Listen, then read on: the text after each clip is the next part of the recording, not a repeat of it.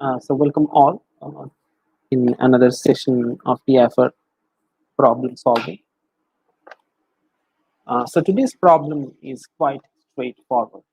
In contrast to some of the problems that we have recently solved, this is quite straightforward. It suggests that will an invertible map from R2 to R2 be, will take parallel lines.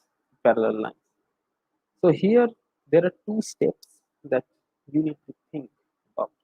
Okay, so the two steps that you need to think about is that how do lines look, how do parallel lines look in uh, in a parametrization setup.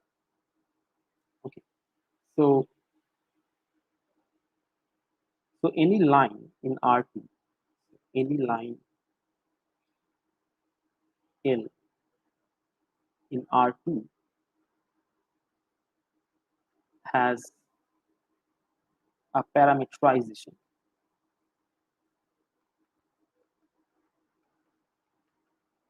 like this.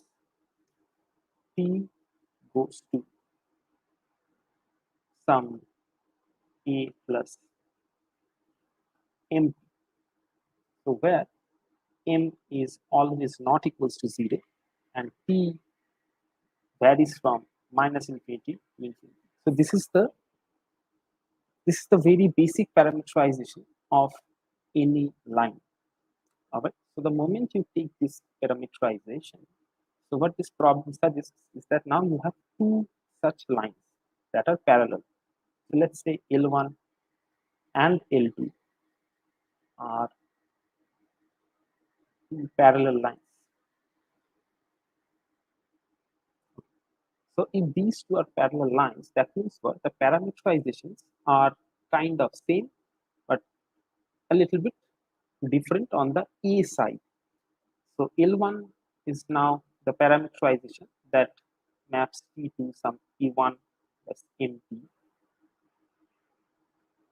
and L2 is the parameterization that sends it to some T to some E2 MP. Okay, so since M are actually equal here, thus you have that L1 and L2 are parallel lines. So now what happens if you are given an invertible linear operator from R2 to R2 such that P is invertible? Okay, so if P is invertible, we will come to the invertible portion later. So what happens at P of L1? So the P of L1 is nothing but, if you look at it carefully, it is P of E1 plus M P of P. Similarly, P of L2 is nothing but P of E2 plus M P of P. Okay, so this is how the parameterization actually works with the composition of linear transformation.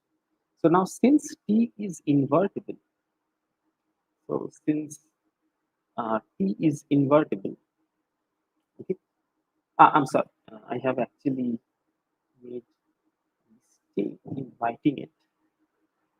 So it's not P of T, of course, it's basically P of M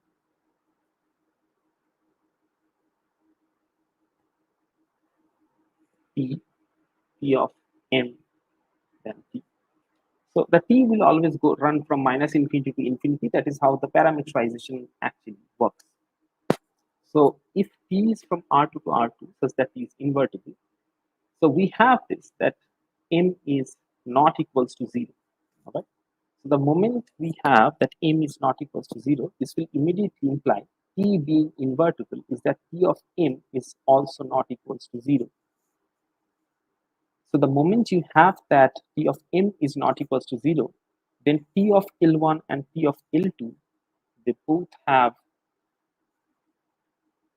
the same T of M, which makes T of L1 and T of L2 as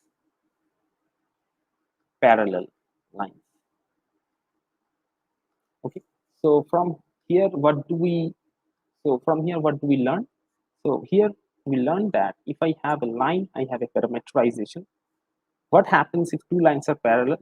What happens to their parametrization, and what happens after uh, uh, make them transform with the help of an invertible linear operator. So thus, this is pretty straightforward, that now we have that parallel lines are mapped to parallel lines under invertible linear operator, and hence this statement is true. Okay, so thank you for joining. We will meet again with another problem in our upcoming sessions. So again, let me tell you one thing. How did we solve it? First, we saw what was the parameterization of any line and how the parameterization of two parallel line works.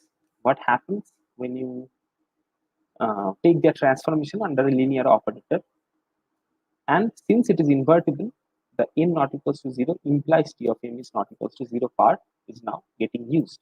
That is why the t of m part are equal always, and thus L1 L2 gets mapped into